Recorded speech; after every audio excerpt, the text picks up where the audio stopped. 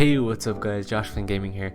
Today we're going to be finishing off my attempt at a Minecraft tutorial series with how to get to the end portal as quickly as possible and showing you the wacky strat that pro speedrunners use to beat the Ender Dragon. But first I gotta drink this coffee, so I'll see you in a second.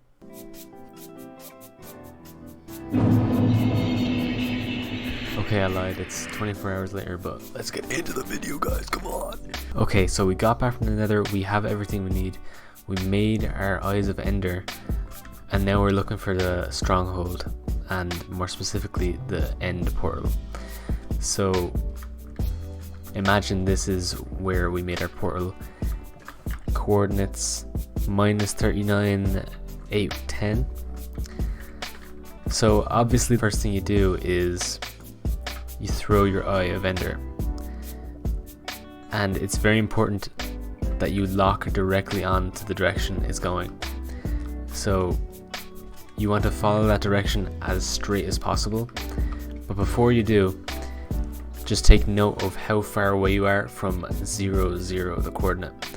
You can ignore the Y coordinate. So -7, 836. Okay, so strongholds spawn around certain rings of coordinates in Minecraft. So this is 0, 0 in the middle there, and around here there will be 3 that are in between this range of distance away from 0, 0. But that can be kind of difficult to calculate because you have to like do Pythagoras' theorem in your head, and you're not allowed to use calculators, I think, in official speedruns. So you're just gonna have to guess, really, or kind of estimate how far away you are. So depending on how far away from 0, 0 you've gone in getting to the nether, finding your fortress, getting back, whether that was from your original portal or a new one you made, it's gonna affect how often you're gonna be throwing the Eyes of Ender, because they have a chance of breaking and you really don't want that in a speedrun. So rule of thumb, you're not gonna reach the stronghold if you're close to the start point of your world. So you're gonna want to be at least 1200 blocks away before you start kind of specifically throwing and triangulating where the stronghold is. And also the 3 strongholds in this ring are going to be equally spaced apart, so they're not going to be all scrunched up together like that. So if you like went off in one direction, went to the nether, came back, it's not going to be the case where like you're at the very opposite end and you have to like go all the way back. There should be one like relatively near to you, so just follow the angle. Okay, so I'm just going to follow the angle until the rough 1200 blocks away from 0, 0 mark and get more specific. Obviously if this is a speedrun you need to use a boat, but I'm just gonna fly because I can. Okay, so I've reached the rough lower limit of the band, so I'm gonna start throwing it again and hoping it doesn't break, because I think it has something like a 1 in 3 chance of breaking, and it's going to be cutting it fairly thin at the end, so it could just ruin your run. But as you keep on going, if you notice any change in direction, if you're going in a dead straight line, it should just, once you go past the stronghold, it'll just go behind you, so you know you've gone past it.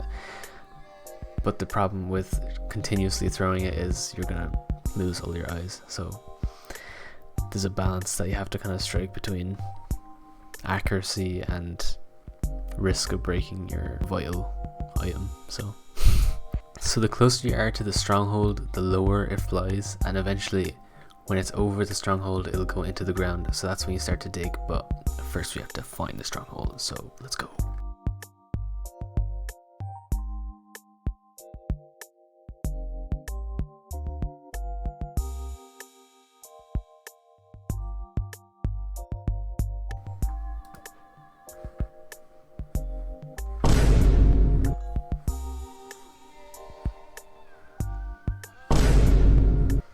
I actually missed where that went. What?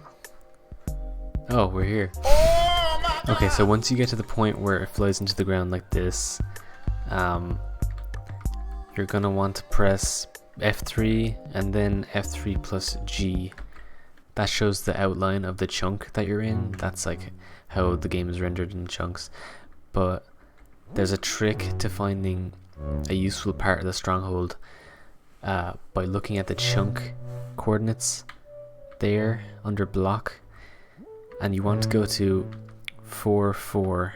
So the first chunk number you want to be 4, and then the last one you want to be 4. So just kind of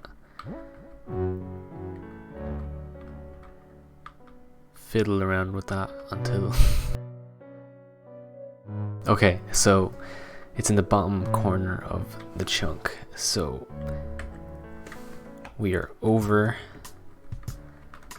the starting staircase of the stronghold, which is a useful place to be to find the portal. So just dig straight down, just verify one more time. Yep, 4 4 4. Well, the middle 4 doesn't matter, but okay, dig straight down. You will take fall damage, so be careful of that.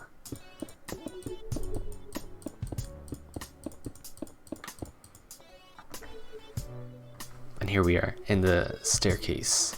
So from the staircase, it's easier to find the actual portal room that we're looking for.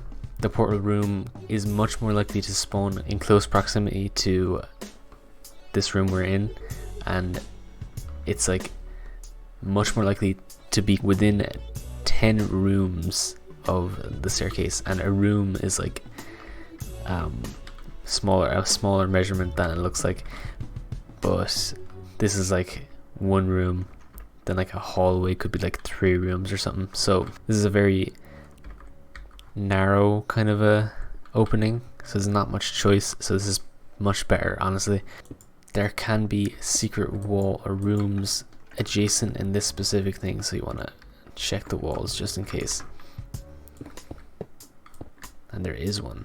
So just go back to the starting staircase and walk through all your options, basically up to a few rooms away, and go back then and try the other options that you didn't check, because it is very easy to get lost in a stronghold and you do not want to do that. See, here we have it.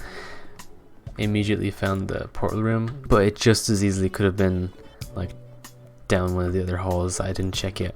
So for example, if I went down here, just go down like maybe to here, just look around, go back to the staircase, check all the other options close to the staircase before you go further beyond, because it's much less likely to be out there. It can be out there, but like at that point you're probably just gonna reset anyway. So yeah, starting staircase, good home base to kind of figure out what you're doing in a stronghold. Another trick to find the portal room as quickly as possible is to go into the settings, music and sound, and turn on subtitles. So what you're looking for is lava pops, which obviously these are always here, so it could be the portal room unless there's like a cave or something. Or you're looking for silverfish sounds, because the only place in the stronghold that spawns silverfish is this spawner that I just destroyed a minute ago. So just look out at the bottom right, look out for silverfish hisses, or just this sound, and they jump into blocks, so you mightn't hear them for that long, but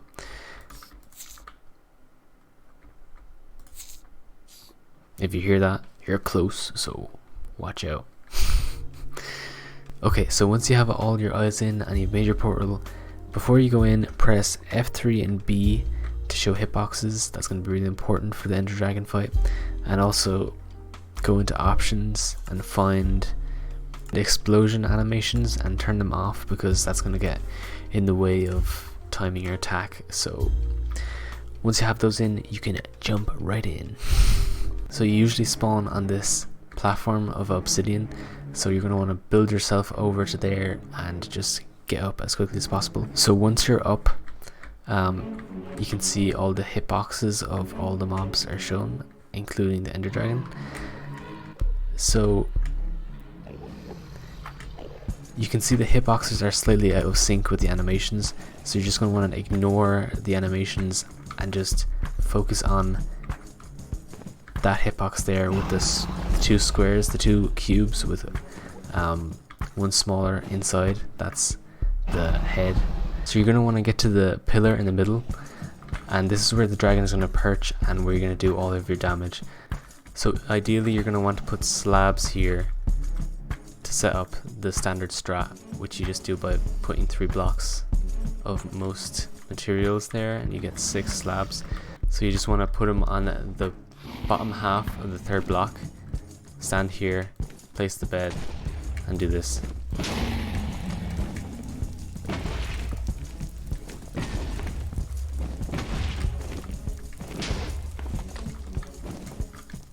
When you're standing right here, it doesn't do much damage to you at all, so you can use this to your advantage to do damage to the dragon in specific moments. Every so often the dragon will perch on this pillar and spin around, and the key is to time your bed placements and clicks to explode when the dragon's head is directly over the bed, but that is much easier said than done because they're spinning like mad. So this is one orientation. This is another orientation if you have obsidian only though. So you can place it on obsidian, everything else will break. So if you don't have obsidian, you're just gonna have to use the standard on the pillar itself. So depending on your skill, this technique can require up to 9 or 10 beds, but people have gotten it down to like under 5. So I'm not good at it at all. I'll just attempt to show you how you do it once the dragon starts to perch and spin around.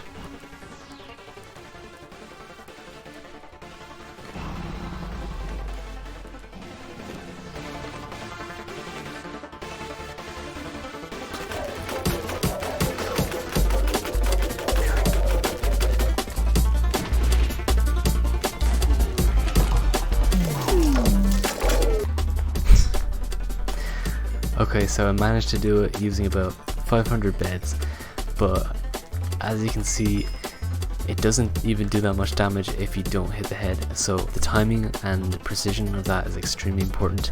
You're going to need to practice it a lot to be able to use it in an actual speedrun effectively, because you're not going to be able to get that many beds. Another advanced technique using obsidian would be to place it above and to the side of the pillar and baiting the dragon to perch either in the direction that the obsidian is pointing, so from that side over there, or directly opposite coming from this side. And how you do that is just being in that direction. It will come from the opposite side of where you are most of the time. So once it starts to perch, you go in this specific location and this very tight angle, place a bed, then keep on doing this in the proper timing. Now it's very difficult obviously, so I'll try to do it here, but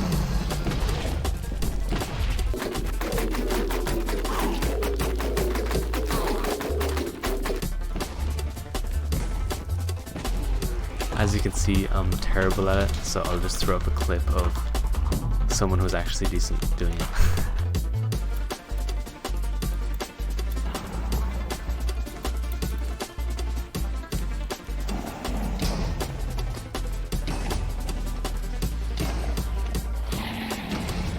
Oh my god! What? So there are actually like specific practice maps that are made by community members that you can just continuously over and over just practice your hits in like a pre-made permanent dragon perching kind of area. So I'd recommend downloading and playing that map if you actually want to get good at this. So that's gonna do it for my Minecraft tutorial series. Thanks so much for watching, and I'll see you in the next episode of whatever Josh Flame Gaming does next. Peace.